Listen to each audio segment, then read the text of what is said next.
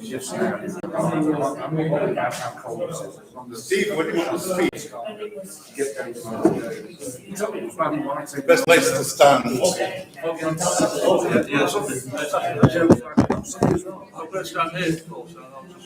Well, if you can move that to there, the best place really for you to stand for this, so that you can be seen on the YouTube channel. What do you want me to move for? If you move your laptop to this side. Do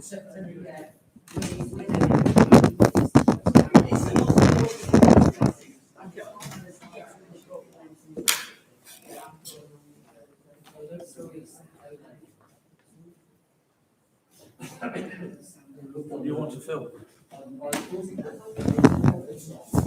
I can stand either side. Oh, is that you? I mean, basically, if you come, yeah, Okay. you're in view. Right, it's just one of them. Mouse will work, that's all.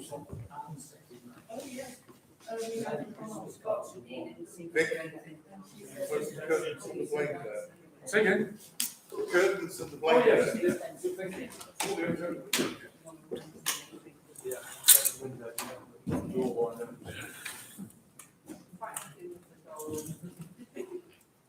Can't have everybody feeling too warm.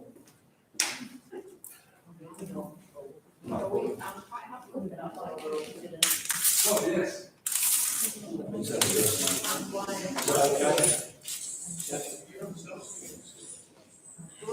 Can you hear me? Yeah. It's coming through the speakers, yeah. Sometimes you get a horrible howling noise.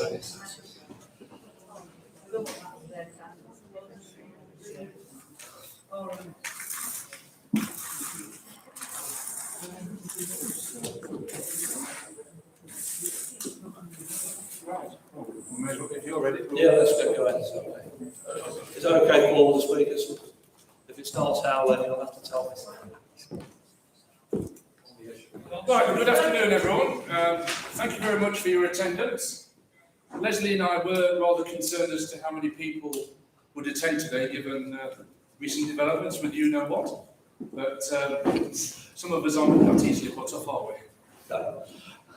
And I know I don't need to remind you of the obvious things about social distancing, etc., etc. So it's with pleasure that I welcome today Stephen Wilson. Stephen, as many of you know, has been here before on I don't know how many occasions talking about various things like chocolate and coffee, is it, and licorice. Licorice. Goodness knows what else. Can't remember. And today it's all going to be about baking. That's all I'm going to say because Steve's happy to introduce the rest of whatever he needs you to know himself. Steve also says that during his talk, if you have a question that is particularly relevant there and then to something he's just said, please put your hand up and he's happy to deal with it. But we will, as always, allow time after the presentation for questions of a general nature. So the floor is yours, Stephen. Thank you, Rick. Are you okay with the speakers? You can hear okay? Hello online, if anybody's watching online. Thanks for the invitation back again. It's a long time since I've stood here. Probably 3 years, perhaps. I've written several talks in the intervening 3 years, but this is the one that Vic and Leslie picked. Anybody here a chemist? I know Leslie is, more or less, yeah. Always look for a friendly face, really, in the audience. It's interesting. Chemists are pretty good at measuring things, weighing things, heating things up, setting fire to things, doing chemical reactions. So they're usually pretty good people to be in a relationship with if you want to have some half-decent food. And baking really is all about chemistry when we come to it. My wife's a cake maker. When I did this in Whitehaven before the rules changed, I actually brought a cake along, but unfortunately here, there's no catering around here, I believe. So you just have to sort of smack your lips as we see the cakes as we go along. Has that made you hungry at that picture? Yes. Yeah, it does. I'm married to a cake maker, so I don't get to eat cake in my house because it's all for sale. But let's crack on and see how this works. So this is the world's tallest cake.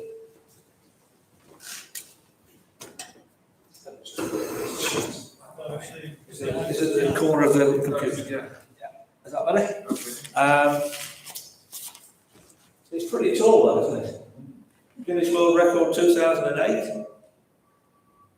33 metres tall, 9 metres wide at the bottom, weighs approximately 20 tonnes.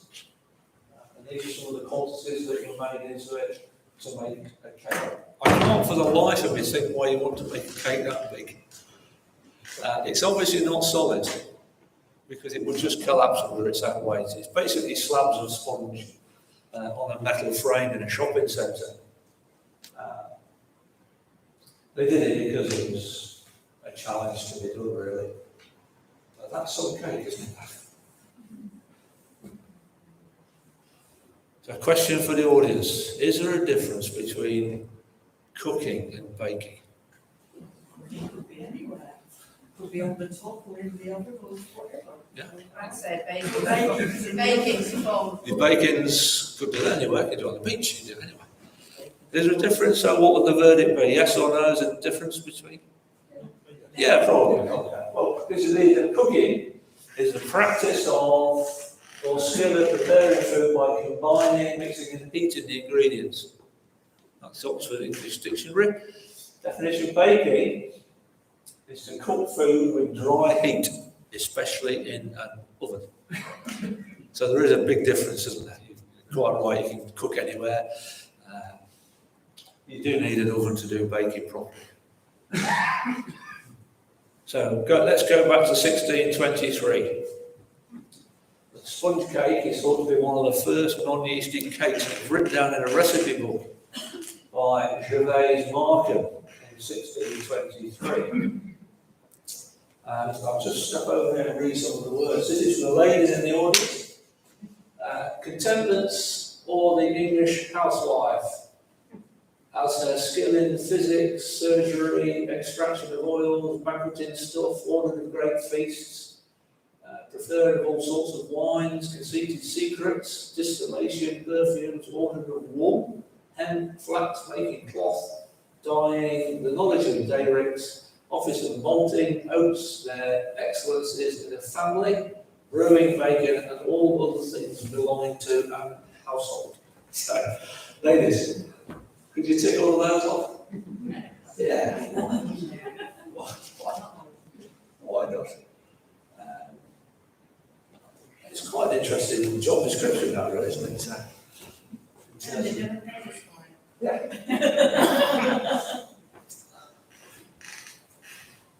I'm going the wrong way here. Come on. I think everyone else has lost it, so let's just go.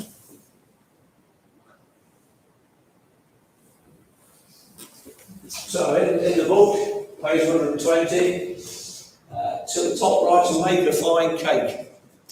That's the recipe at the top right. I'll read it out. Take a pottle of fine flour and a pound of butter, a pound of sugar, 1 ounce of mace, and so much raw water will mingle the flour into a fine paste.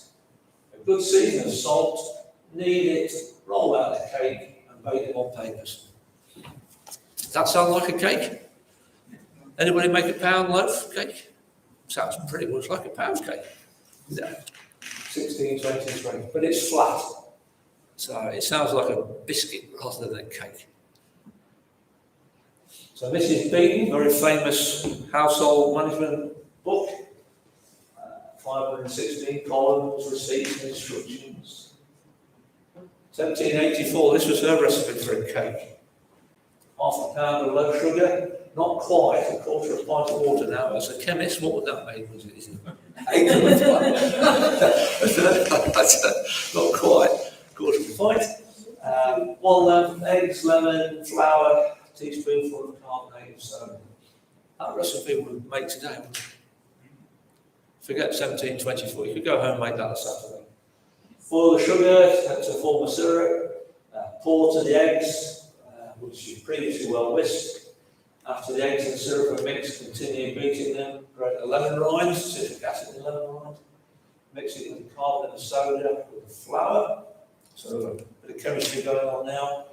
Add the lemon juice, put it into a buttered mould and put it in a quick oven for rather more than 1 hour. I've no idea what a quick oven is. But I've no idea No, what you wrong. talk about a slow oven. They do, don't they? The Yeah. quick one's the opposite. It's opposite of slow. It's just, I assume. But in 1784, you probably knew what a slow and a quick oven was, probably. Rather more than an hour, so. When they talk about the. So sponge cakes, I'm adding to this list as I go around giving this talk. So if you've got any that aren't on there, shout them all. Angel food cake. Anybody know where that was invented? 19th century American cake. Got no egg yolks or butter in it. It's leavened using only egg whites and baking powder. It's put in an ungreased pan and cooled upside down. Anybody had that? It's like a Swiss roll mix. Yeah, it's things without egg in don't tend to be very pleasant. Chiffon cake is the next one. People had a chiffon cake? Light and moist cake made with vegetable oil. It's similar to angel food cake. It's commonly served with grapefruit at the Brown Derby in Hollywood during the 1930s. I can't think of anything worse than cake with grapefruit. Genoese.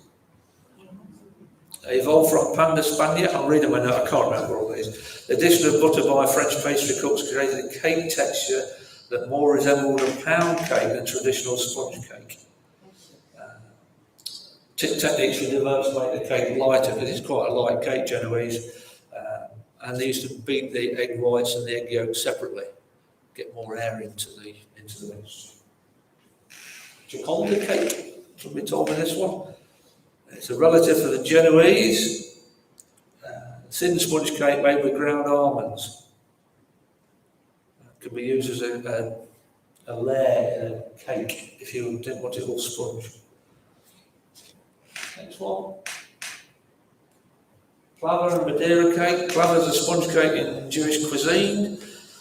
Madeira cake isn't from the island of Madeira. It's drunk with Madeira wine. Is where the name comes from. So, quite nice Madeira cake. Swiss roll was talked about, just a thin sponge cake. They crack when you roll them up usually. I've no idea how they do them in the factory, but they don't tend to crack in the factory.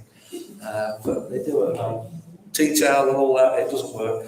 Madeira cake, Swiss roll, tipsy cake, Mrs. Beaton's Book of Household Management, baked in a decorative mould before it was soaked in sherry and brandy with custard poured over it, topped with whipped cream.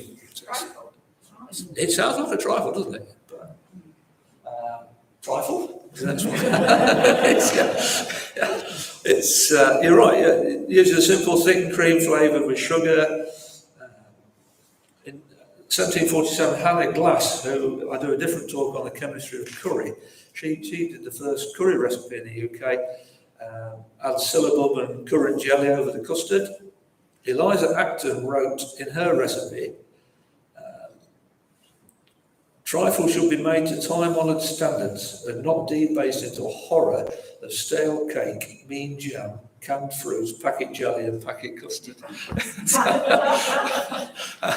I do wonder how many people have got that in a couple of days for their Christmas tea. You can go on. So, another one, egg-free sponge.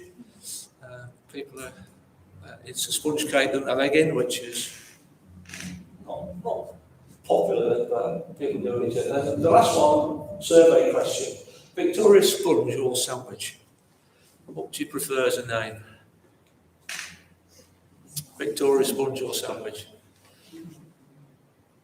Indifferent? I think you've got to ask the WI. The WI, yeah, I'll come on to the WI in a minute. It's named after Queen Victoria, who was known to enjoy the cake. It's known as a Victoria sandwich rather than a Victoria sponge.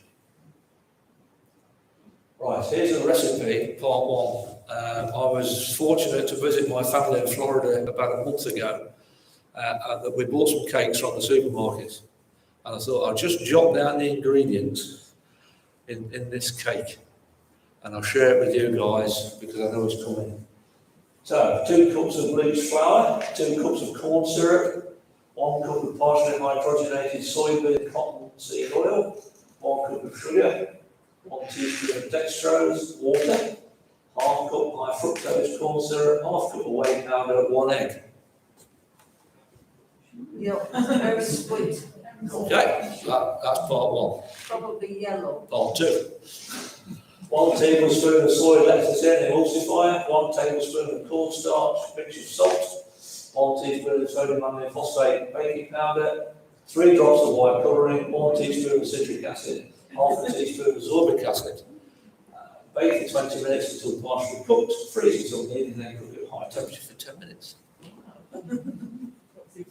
Would you eat it? No.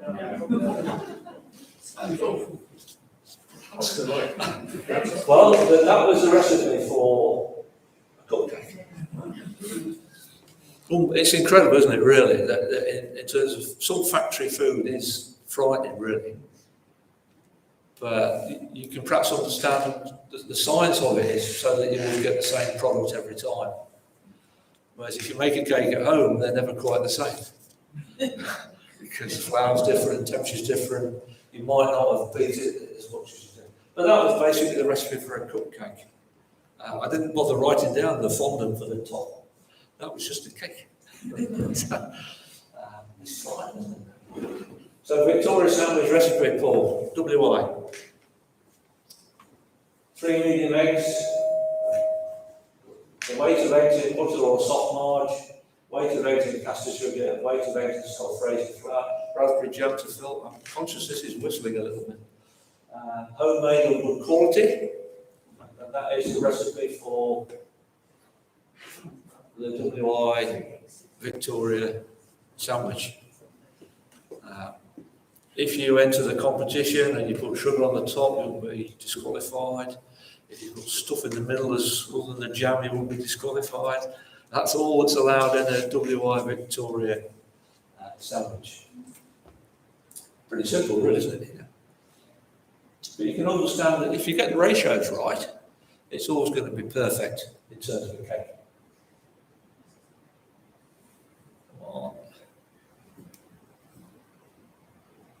Anna Marie Russell, who was the Duchess of Bedford, she was a lifelong friend of Queen Victoria. She served as a lady of the bedchamber between 1837 and 1841. And I've no idea what the lady of a bedchamber does, but I must look it up and find out because it does intrigue me. What an archaic, we were talking about language before, weren't we, Vic, about where these words come from. It was probably quite an important job before we had plumbing and stuff like that. Well, she was famous for one thing other than being Queen Victoria's best friend. She invented the afternoon tea. And why did she invent an afternoon tea, do you think? Because Victoria got hungry between lunch and dinner. Absolutely. Breakfast was early, lunch was light, and dinner was late. Typically, you'd have dinner at 8:30 or 9 o'clock at night. You'd have a light lunch, 12ish. I've never been a queen, so I don't know. But on a cruise ship, of course, that is not what you'd be eating on a cruise ship. You'd have several snacks in between breakfast and lunch. You'd have several snacks between lunch and afternoon tea. But it was really invented to get people from lunch to dinner time. Now, Alfred Bird, he's a very famous chemist. He invented Bird's custard powder. And his first invention in 1837, he used corn flour to make custard powder because his wife was allergic to yeast and egg allergies. So even then, they had allergies. And at the time, he never patented it as a product. He just made it and sold it. We still buy it today, can't we? But that's why he came up with Bird's custard powder. But he had a second invention. His second invention was Bird's baking powder. absolutely pure. And he invented that in 1843. His original mixture contained muriatic acid. Those of you that remember your chemistry, that's hydrochloric acid by another name. If you buy patio cleaner, it'll often have muriatic acid on the patio cleaner. It's about 10% hydrochloric acid. So that's why it cleans your stones up pretty well. He experimented with powdered tartaric acid. He mixed it with sodium bicarbonate and cornstarch. And he saw his reward as being able to help his wife. She couldn't eat things with yeast in. So he wanted to invent a chemical that gave rise, so his wife could enjoy leavened things, but he didn't patent that one either. It made him a lot of money in the long run, but he just did it because it was the right thing to do for his wife. It's incredible, really. So baking powder. Everybody's got some. It's dry, lemon agent. It's a substance used in baking to make batters and dough rise. It's got a mixture of carbonate or bicarbonate or weak acid. And they don't react because cornstarch is in the packet with them. That's clever chemistry, isn't it, really? To work it out, put it in a box, sell it on the shelves, make yourself £1 million. So single-acting baking powder is what Alfred Berg invented. When you put the water in, it starts to react. Using baking soda plus cream of tartar, there's a chemical reaction. Sodium bicarbonate, cream of tartar, potassium hydrogen tartrate, water and carbon dioxide gas, which is what you're after. It's not practical to have a cylinder of carbon dioxide gas in your kitchen to blow it into your cake, I would suggest. Rob Anderson, who we talked about earlier, he always said if you put a chemical formula up, you lose half of the audience. So down the middle, you're half gone, this half is still with me. Now, Eden Norton Horsford, 1860s, he came up with a different type of baking powder. Still buy it today. Supermarkets in America still sell it. And he came up with double-acting baking powder. It reacts at room temperature, 60%. When you put it in the oven, it further reacts in the oven, so you get more gas generated in the oven. Bicarbonate of soda plus 2 acids in a even more complicated formula. Sodium bicarb, monocalcium phosphate, sodium hydrogen phosphate, gives you calcium phosphate, water, carbon dioxide gas. Somewhere in there there's phosphoric acid being formed. But my chemistry is getting too rusty now to work out which bit's giving us the phosphoric acid. You'll perhaps do it a little later on. We'll do it together. But it's double acting. So you get double bubble in its product. It's a very classic reaction.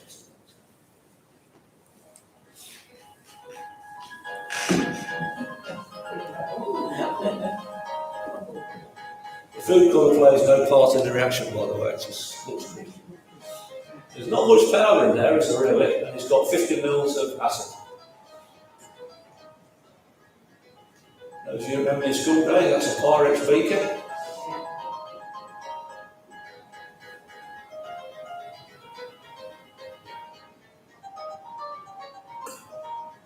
It's still fascinating how it does that, really, isn't it? Just now. You didn't do that yourself, No. It's the sort of thing you do with your grandchildren, isn't it, with volcanoes, you make little Play-Doh volcanoes and stuff like that. But you really don't want that reaction in your cake in its broadest sense. It's rather fast, and your cake's going to look an odd shape when it comes out of the oven. But that gives you an idea of the amount of volume of gas you can get from a fairly small chemical reaction. But anyway, let's move on a bit. So why does food go brown? Question. It oxidizes. It's oxidizing, yeah. Well, it goes brown because of the reactions of the chemicals in the fruit with the oxygen in the air. Enzymes get broken down when you cook them and they go brown. But not all food goes brown due to enzymic reaction. Louis Camille Maillard, a Frenchman, Oh, it's toast. he described the reaction between amino acids and sugars in 1912. Now, it went something like amino acids react with sugars to give brown colours. That was his sort of thesis. He got no idea why. It wasn't until the 1950s that we understood a little bit more about the mechanisms and the culinary contributions from the Maillard reaction. Even today, we've no idea really how it's working. A rough idea. So the Maillard reaction. So you start with the white bread, it goes brown. It doesn't go brown through enzymes and reaction with the air. It goes brown because of the chemical reactions that are taking place on the surface of the toast. You can leave your bread out as long as you like. It won't go brown, but it might start to go blue around the edges. It won't go brown. And these are the simple reactions that are taking place. So sugar, which is glucose, it's reacting with an amino group, which is the one with the blue nitrogen in it, and it gives a chemical called glucose ilamine on the right-hand side. So you're with me so far. See the nitrogen has gone, it's pushed the oxygen off the Sorry, guys. I thought we put down.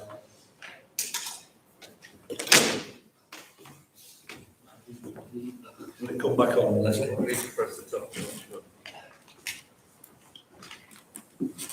That's live chemistry for you, don't tread on the cable. I'll have to wait for the projectors to warm back up.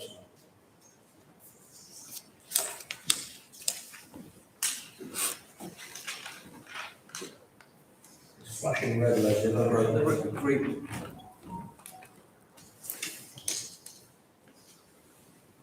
Probably didn't work being switched on. No, okay. We'll wait for it to come back. Yeah, it's good then.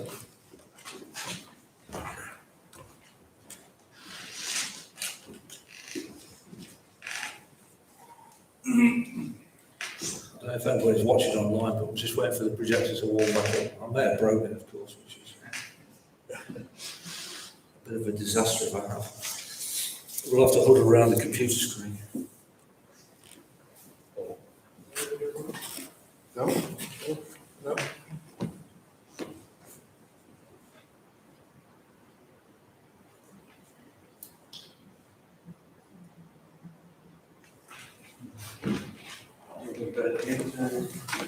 Flashing red.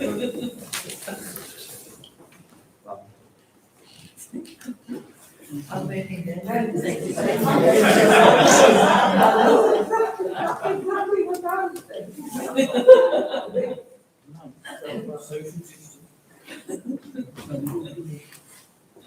Switch on, switch off.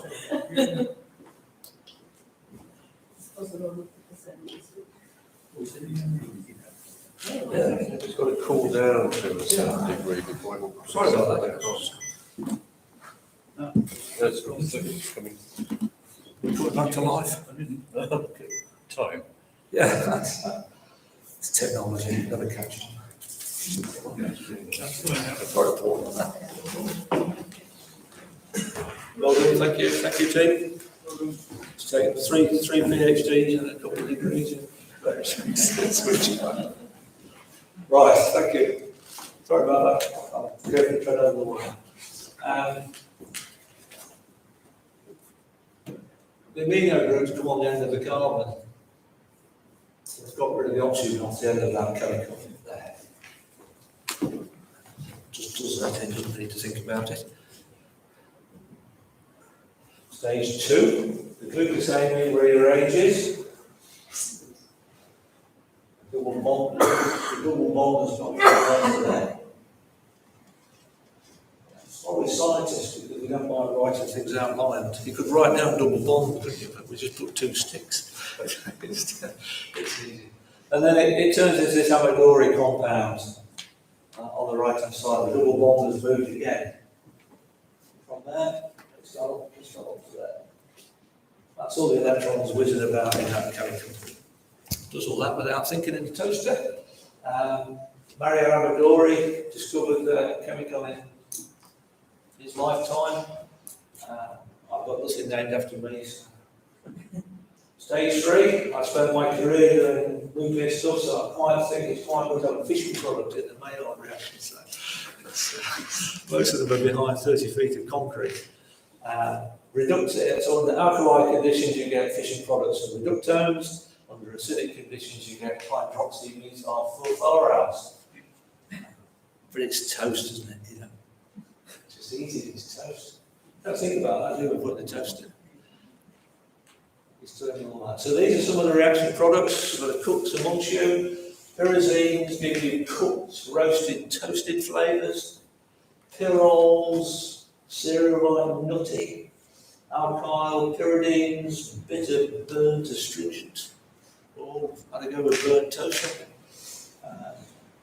Acyl, pyridines, cracker-like cereals. If you haven't tasted these things, you can't possibly taste them. You know. People say, oh, that wine smells like the inside of a cigar box. Well, my children have never seen a cigar box, let alone smelt inside of it. So how on earth can they ever know what it smells like inside? That's 4 inside. More reaction products, furanone, sweet caramel, burnt. A very fine line, isn't there, between caramel and burnt. Furans, meaty, burnt, caramel-like. Oxazoles, green, nutty, sweet. I'm not sure what green tastes like. Thiophene, meaty, roasted. All of that's going on your toast. You can't imagine it, can you? It doesn't think about it, it just does it. So that's some of the main chemicals. When you have your Christmas dinner, if you burn it, you have too many furanones in that turkey. We should have less time in the slow oven rather than quick oven. So that's the reaction products you get when you make your cake. Come on. So the name's Bond, hydrogen bonds. Everybody's heard of hydrogen bonds at 7 double size. Hydrogen bond is an attraction between a plus and a minus in a molecule. Without hydrogen bonds, there would be no cake. The most famous hydrogen bond is water. The double helix is well, DNA, yeah. It's all held together by electrostatic charges, isn't it? Don't think about it, does it? It just doesn't. So water doesn't think about, boiling at 100 degrees C. It just happens to be very convenient that it needs to boil at that temperature. It's all down to the hydrogen bonds, the plus and minus, the plus of the hydrogen and the minus of the oxygen. It's a pretty strong bond because, surface tension is hydrogen bonding. That's why. You get these big curves on the top of your glass, it's all down to hydrogen bonding. So does it matter in a cake? Or we'll come on to that. If you're going to make a cake when you get home, 5 core ingredients: flour, fat, eggs, sugar, and some baking powder. Unless you use self-raising flour. Henry Jones, he invented self-raising flour. And he invented it to be used by the Navy. And he invented it in 1845. It allowed them to bake fresh bread at sea. I often think wooden boats and ovens don't go together, but they obviously worked out how to make the bread without burning the boat down. I don't know. But, so he had the patent for that, made him a lot of money. Still buy self-raising flour today. So beat together the fat and the sugar. Now, very important. You've got to get it combined. 1 minute, 3 minutes, 5 minutes, 7 minutes. Minimum 7 minutes in beating to mix the butter and the sugar. How many people give up after 2? Or use a machine to do it, don't they, these days? But it should, the books also should be white and creamy on the right hand side. I'm married to a cake maker. In the winter, it's pretty hard to get it that colour in the winter because the butter's a bit hard. You've got to beat it to get the air in to the mix. Add the eggs. They contain lecithin. It's the emulsifier. Mix it to form an emulsion in the cake. Use them at room temperature. If you put cold eggs and butter together, it makes the butter go hard again and you get holes when you bake your cake. Everything needs to be at room temperature or slightly warmer. Stick your butter in the area cupboard. Egg whites are really quite important in making cakes. About 90% water and 10% proteins. The proteins are all curled up, but when you start to beat them into the egg, they open up and give you a big hydrogen bond mesh, which is pretty handy when you're trying to make a cake. Obviously, when you're cooking egg, it goes white. Stir in the flour. Sulphate flour's already got enough baking powder in. If you put more in it, it will come up really impressively, but collapse when you take it out of it. Do it by hand, because it prevents overbeating. You're basically worn out by doing it by hand. So it prevents, keeps the gluten down. So the question, is there gluten in wheat flour? Yeah. Yeah? Yeah. You think there is? That's a positive yes, that. What would you say, Paul? Is there gluten in wheat flour? I don't think there is in the flour. It's after the enzymes in your body get to work. Right, okay. Yeah. What's it called? I don't know. No. Possibly no. Gluten is not naturally present in wheat flour. Why do I say that? Gluten is a general name for a family of proteins that include gliadin and glutenin, which are in wheat flour. As you beat them together, they form a gluten mesh. So gluten per se isn't a thing, it's a product of doing something else. So these are the precursors, glutenin and gliadin, a little bit small at the back. Loads of opportunities for hydrogen bonding with those two chemicals, all over the place. They're the precursors to gluten. When you bash them together, gliadin plus glutein plus water, glutenin, it forms what we call a disulfide bond, and you get this mesh of chemicals, which I think is why it's difficult to digest once you get it inside. You've got to try and break that mesh down, and if you physically can't do it because of enzymes or reaction, then that's why you get the gluten reaction to eating bread and flour. Starch is quite important. Amylose, huge length of polymer, 600 molecules long. Amylopectins, lots of hydrogen bonding opportunities in there. Put it in the oven. Gas floor 160, 180 oven. How many people check their cakes cooked by pressing the top? Yeah, a lot of people do, don't they? My wife does. Some put a skewer in, see whether it's cooked inside, but just got their knackers there and it's done. Because the heat when you bring it out carries on. Just so you get that. That's all that. So let's have a slightly longer video of.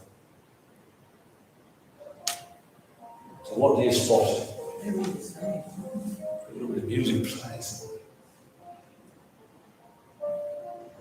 Old cake. It's quite cake. Is it going brown on the top?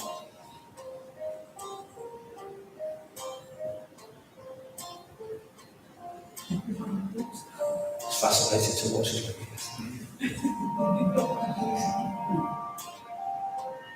It's almost sort of hypnotic. They're dry strawberries, that's not okay. Too much. Old cake.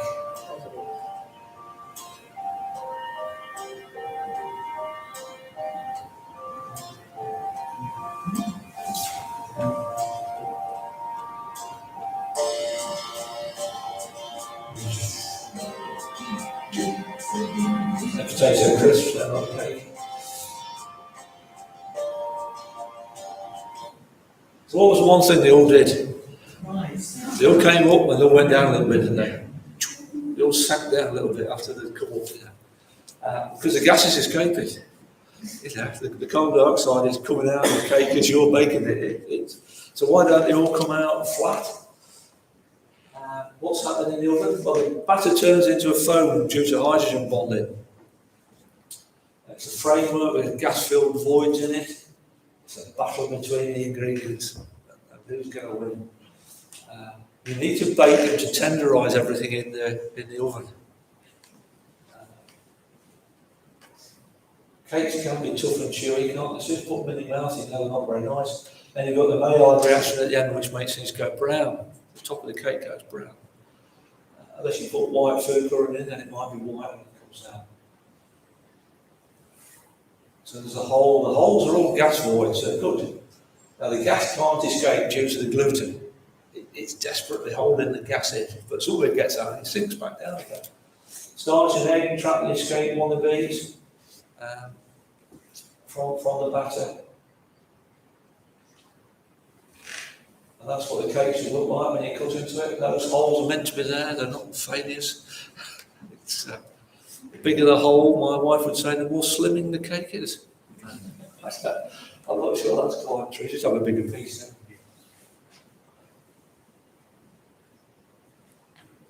So cool it down. It allows it to harden. Sounds old, doesn't it? Harden your cake off. Always put it upside down in the cooling rack because it lets the steam come out the bottom of the cake that's been in the tin. So it stops that chemical reaction from the steam. And it does even out the moisture. The moisture will sink back down into the top of the cake.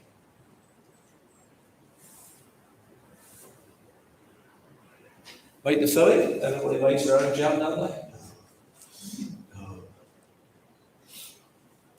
Fruits contain pectin, which is a gelatinous polysaccharide which helps the jam set. You can buy jam sugar with added pectin. You need to be about pH 3 to get jam to set. That's about the same acidity as a can of Coca-Cola, about pH 3. A lot of the jam makers still make jam in an open-topped tin. Tiptree, they still make theirs in open-top vats when they boil it. That's the steam and the water coming out the top. These things are designed for a reason, aren't they? So cream or no cream? What's the verdict? Cream? Sometimes. Depends how tough and chewy your cake is. I think most people go for cream, don't they, these days? Assemble your cake. It's got to be cold. It's obvious that, isn't it? Put the jam onto one surface. Layer a buttercream on top of the jam. Press the sponge on top. Sprinkle with caster sugar, yes or no? Icing sugar. Usually when you go to buy a cake with icing sugar, you inhale it and then just cough and then cough all the sugar off the top of it usually. Enjoy with a cup of English tea. Pity we can't have one of them.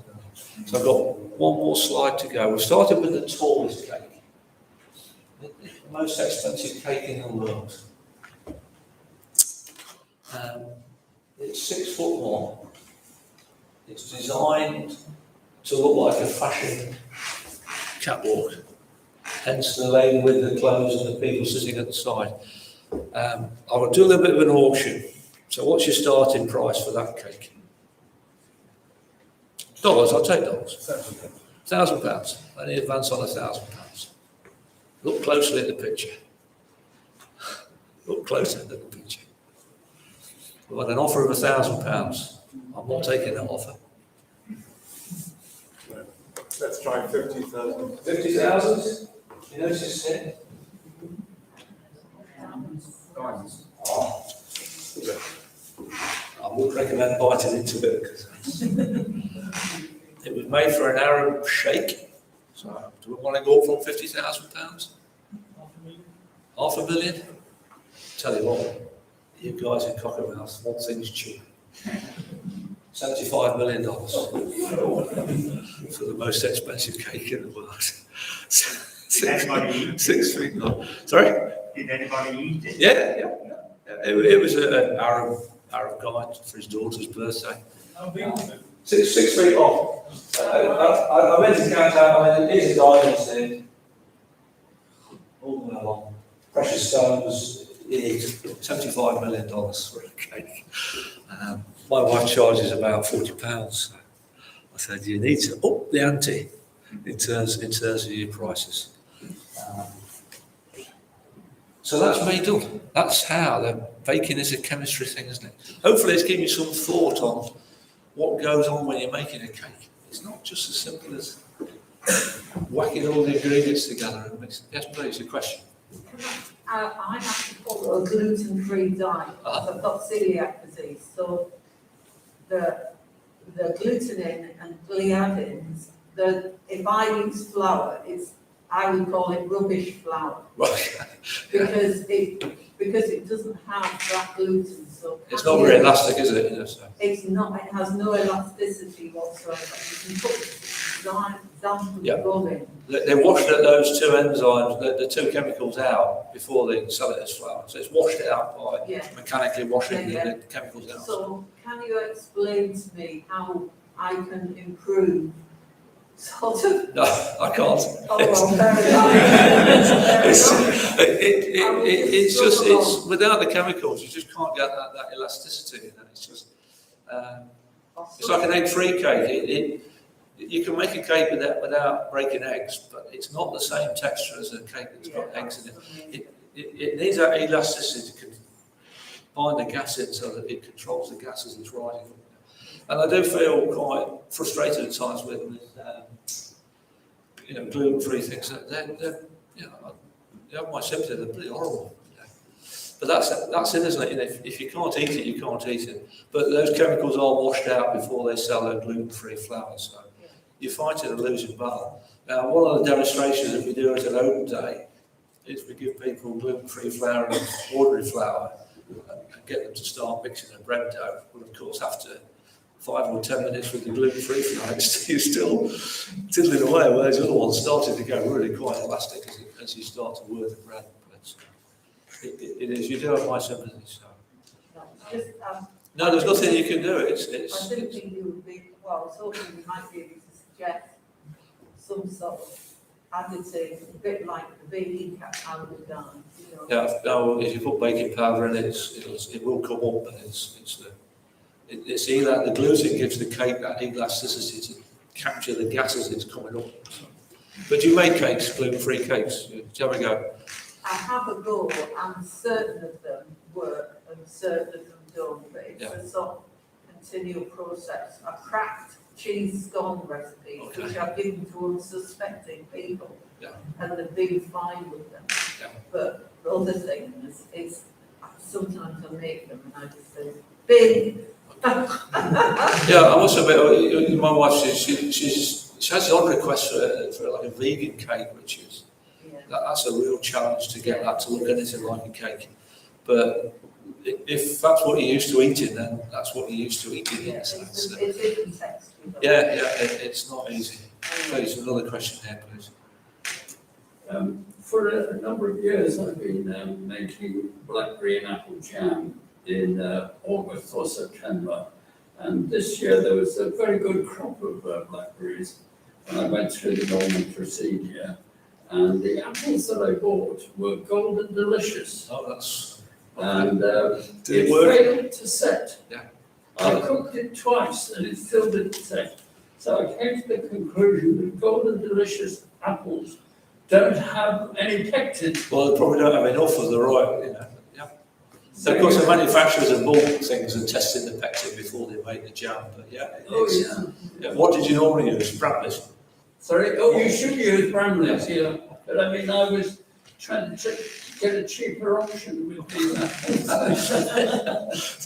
So those hours of picking blackberries that are on the railway line, I'll say 10 bob on the apples, but I can't. I haven't got any jam. Just buy a jar of pectin.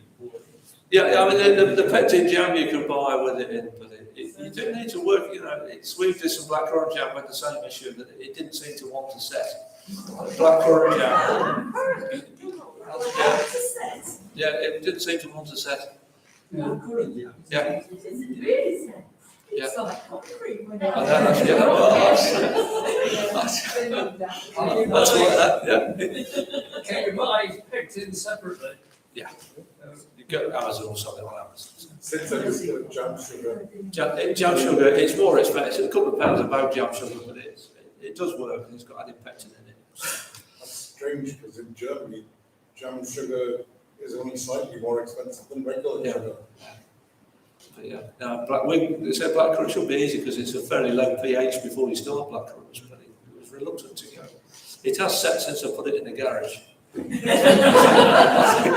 think that's a temperature because it's gone pretty cold outside. What was it? Were they made fresh blackcurrants or were they? Yeah, it's just out of the garden, literally, yeah, just picked out. Sometimes if you freeze fruits and then keep it for a while, when you come to make jam with it later, it's not difficult. Yeah. It is strange with cakes, you tend to only get strawberry or raspberry jam in cakes, don't you? You can put whatever jam you like in them, but traditionally it would be raspberry or strawberry jam inside a cake. Unless you're doing a Christmas cake would have an apricot jam on the outside before you put the marzipan on. But it's marmalade, yeah. Anything to sort of stop it, just make the marzipan stick. But, fruit cake's completely different again to a sponge cake. So hopefully next time you make a cake, you think, I need to do this for this length of time. I need to do this because the science is pretty well underpinned by a lot of research. Hey, can you make a CO2 free cake?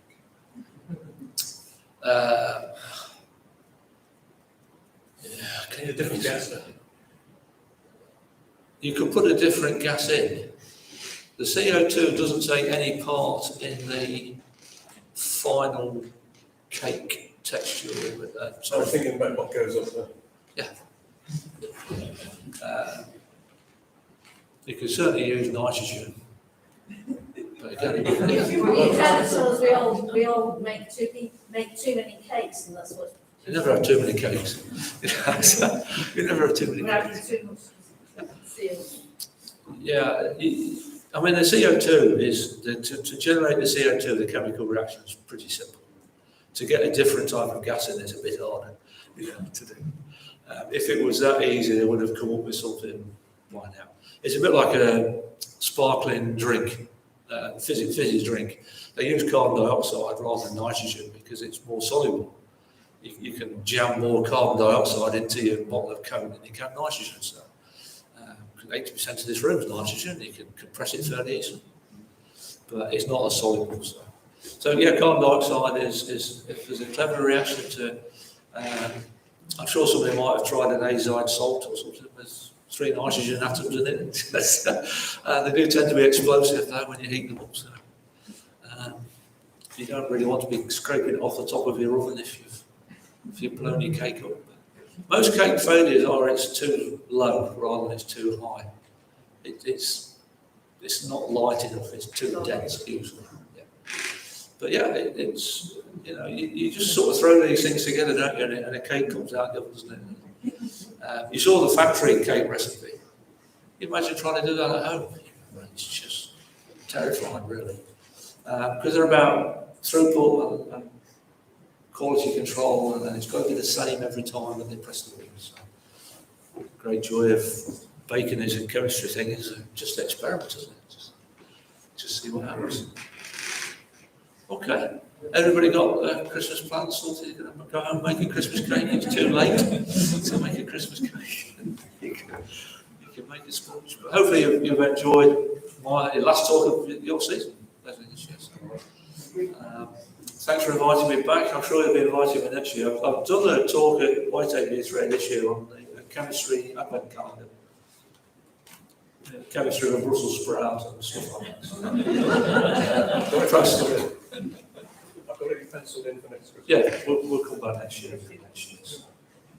Stephen, thank you very much for what I thought, and I'm sure I'm echoing the views of everyone else, a very entertaining talk. Thank you. Far more to cooking, baking, I should say. Cookies are different. Did I realise I'll never look at food again the same. Don't read the ingredients. But thank you very much for taking the trouble. I'm sorry that the audience wasn't as large as, but it has been recorded on YouTube, so I'm sure there'll be lots more viewing. I'll have to do it myself, actually. So your name will be forever going and spreading. Thank you very much, folks, for attending. Yeah,